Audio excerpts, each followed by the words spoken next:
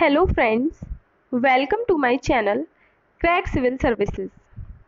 Friends, कैसे हैं आप लोग?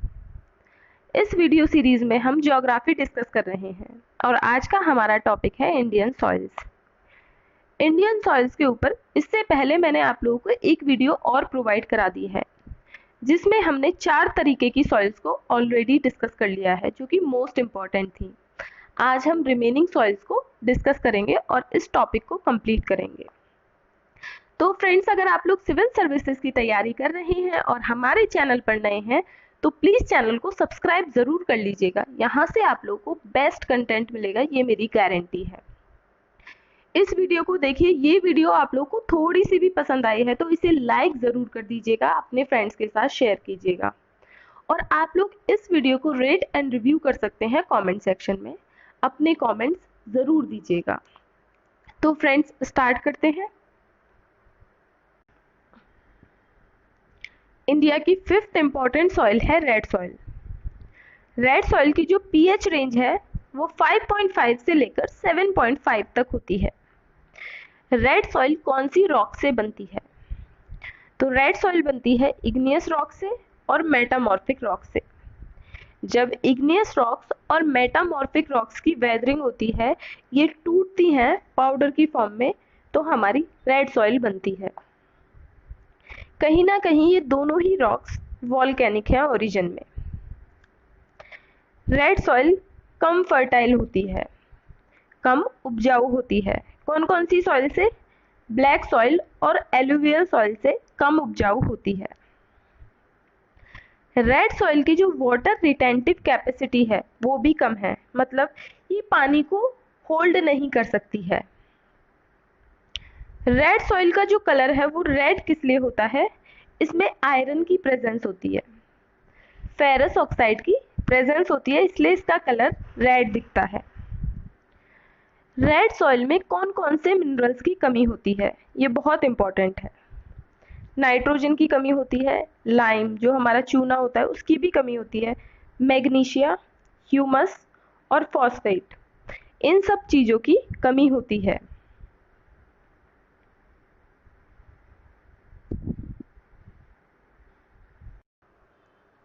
रेड सॉइल में सबसे ज़्यादा अधिक मात्रा में क्या पाया जाता है? पोटाश। तो ये चीज़ आप लोगों को याद रखनी है। रेड सॉइल में किन किन चीज़ों की कमी है? Nitrogen, lime, magnesia, humus, phosphate, इन सब चीज़ों की डेफिशिएंसी होती है, लेकिन पोटाश बहुत अधिक मात्रा में पाया जाता है। मैंने आप लोगों को बताया था कि रेड सॉइल कम उपजाऊ है। कौन कौन सी सॉइल से? एलुवियल सॉइल से, ब्लैक सॉइल से। लेकिन अगर रेड सॉइल में प्रॉपर फर्टिलाइजर्स और इरिगेशन फैसिलिटीज़ का यूज़ किया जाए, मतलब प्रॉपर उसमें खाद वगैरह लगाया जाए, साथ में उसकी सिंचाई की जाए, तो रेड सॉइल भी फर्टाइल हो जाती है। रेड सॉइल क्या है? पोरस एरिएटेड, मतलब जो रेड सॉइल के पोर्स हैं उनमें हवा इजीली पास हो जाती है। रेड सॉइल मोस्टली कहाँ पर पाई जाती है? लो रेनफॉल रीजन्स में, यहाँ पर बारिश कम होती है, इसलिए इरिगेशन फैसिलिटीज़ का होना बहुत ज़्यादा ज़रूरी है। रेड सॉइल कितना एरिया ऑक्यूपाई करती है?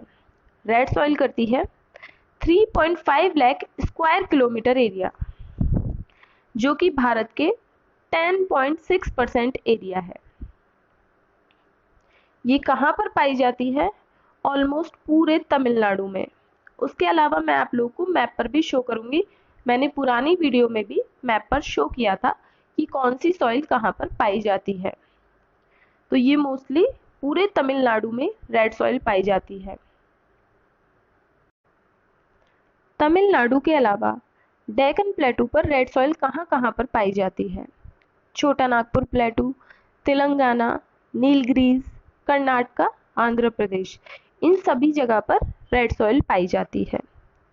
प्रॉपर फर्टिलाइजर्स और इरिगेशन फैसिलिटीज़ की मदद से, मतलब प्रॉपर खाद लगा के, सिंचाई करके रेड सॉइल पर कौन कौन से क्रॉप्स उगाए जाते हैं? बहुत इंपॉर्टेंट है, क्रॉप्स कौन कौन से उगाए जाते हैं? कॉटन, वीट, राइस, पल्सेस मतलब दालें, millets, tobacco, oil seeds, potato, fruits, मतलब सभी चीज़ें लगभग उगाई जा सकती हैं। अब हम मैप पर देख सकते हैं भारत की इन एरियाज में रेड एंड येलो दोनों ही सॉइल्स पाई जाती हैं। ये हो गया छोटा नागपुर प्लेटू, तमिलनाडु, कर्नाटका, आंध्रा, नीलगिरीज, इन सब जगह पर रेड सॉइल पाई जाती है और थोड़ा इधर भी नॉर्थ ईस्ट में भी।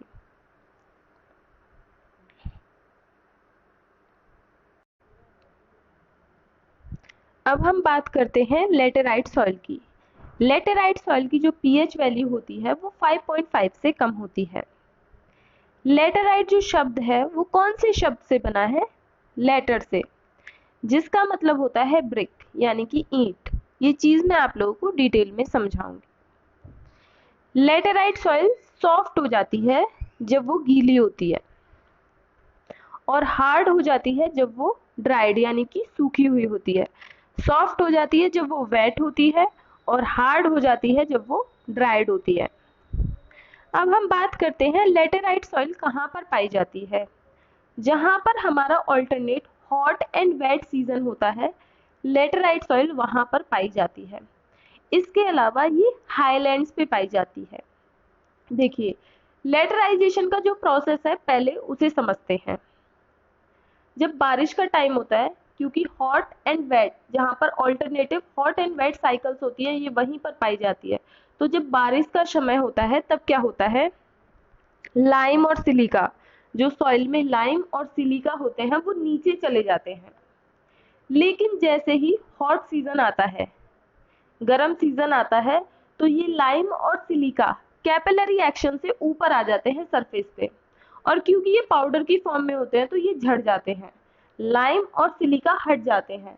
बाद में जो बचता है वो क्या है, आयरन और एल्यूमिनियम ऑक्साइड की जो स्लैब है वो बचती है।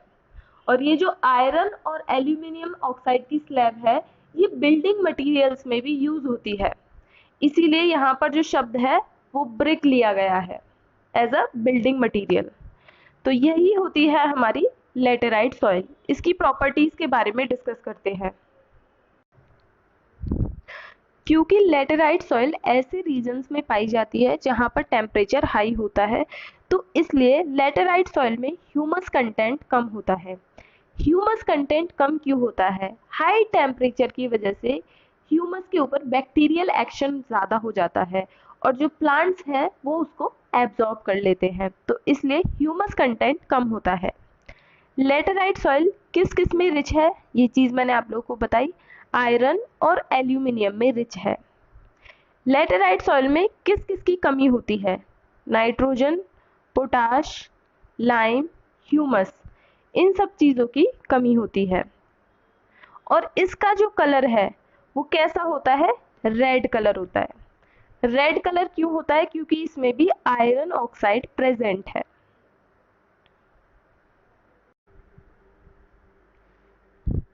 खाद की मदद से, इरिगेशन की मदद से, यानी कि सिंचाई की मदद से लेटेराइट सॉइल पर कौन कौन सी क्रॉप्स ग्रो किए जा सकते हैं?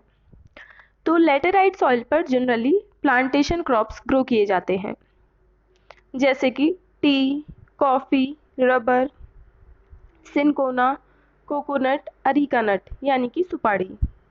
ये सभी प्लांटेशन क्रॉप्स लेटेराइट सॉइल पर ग्रो किए जाते हैं। लेटेराइट सॉइल कितना एरिया कवर करती है? 2.48 लाख स्क्वायर किलोमीटर एरिया को कवर करती है। और मैंने आप लोगों को पहले ही बता दिया था कि जो लेटेराइट सॉइल है वो जनरली हाईलैंड्स पर पाई जाती है, थोड़ी ऊंचाई पर पाई जाती है। तो ये कहाँ कहाँ पर पाई जाती है? समिट्स पर, यानी कि जो पीक होती है, जो ऊंचा वाला एरिया होता है। समिट्स ऑफ वेस्टर्न घाट कितनी ऊंचाई पर? 1000 से लेके 1500 मीटर की ऊंचाई पर, सी लेवल से। ईस्टर्न घाट्स की जो ऊंचाई है वहां पर पाई जाती है राजमहल हिल्स, विंध्य, सतपुड़ा रेंजेस में, मालवा प्लेटू में।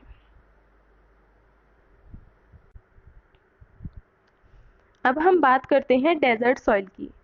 डेजर्ट सॉइल की जो पीएच रेंज होती है वो 7.6 से लेकर 8.4 तक होती है। डेजर्ट सॉइल किसकी बनी होती है? इसमें सबसे ज़्यादा होती है एओलियन सैंड। एओलियन सैंड कितनी होती है? 90 से लेकर 95% तक। और बची कुची होती है क्ले 5 to 10%। एओलियन सैंड क्या होती है, देखिए जो विंड द्वारा अपने साथ उड़ा के लाई गई धूल होती है, मिट्टी होती है, वो होती है एओलियन सैंड। विंड उसे ट्रांसपोर्ट करती है और डिपॉजिट करती है, यानी कि विंड एक्शन से होती है ये।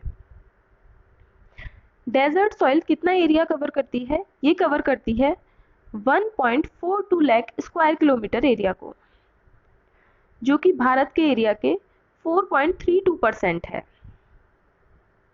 ये कहाँ पर पाई जाती है, एरिड और सेमी एरिड कंडीशंस में, मतलब जहाँ पर डेजर्ट पाए जाते हैं, जहाँ पर बारिश कम होती है, जहाँ पर इवेपोरेशन ज़्यादा होता है, प्रेसिपिटेशन कम होता है, मतलब पानी वहाँ से उड़ता ज़्यादा है, उतना रेनफॉल नहीं होता, उन्हें हम कहते हैं arid and semi arid regions geography में। ये जो सैंड है मैंने आप लोगों को पहले ही बता दिया, किससे डिपॉजिट की गई होती है, विंड एक्टिविटीज से।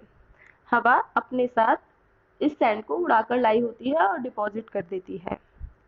इसमें सॉल्ट कंटेंट बहुत ज़्यादा होता है, मॉइस्चर की कमी होती है और ह्यूमस की भी कमी होती है। इन सॉइल्स का एक इम्पॉर्टेंट फीचर होता है कंकर फॉर्मेशन। कंकर क्या है, इम्प्योर कैल्शियम कार्बोनेट है। कंकर फॉर्मेशन होता कैसे है, इन सॉइल्स में मॉइस्चर की कमी होती है। मॉइस्चर की कमी होती है तो जो ग्राउंड वाटर है वो कैपिलरी एक्शन से ऊपर आ जाता है, और ग्राउंड वाटर के साथ बहुत सारे मिनरल्स भी ऊपर आ जाते हैं, जिनमें से कैल्शियम कार्बोनेट भी होता है। तो जब कैल्शियम कार्बोनेट ज़्यादा मात्रा में हो जाता है तो कंकर फॉर्मेशन हो जाता है।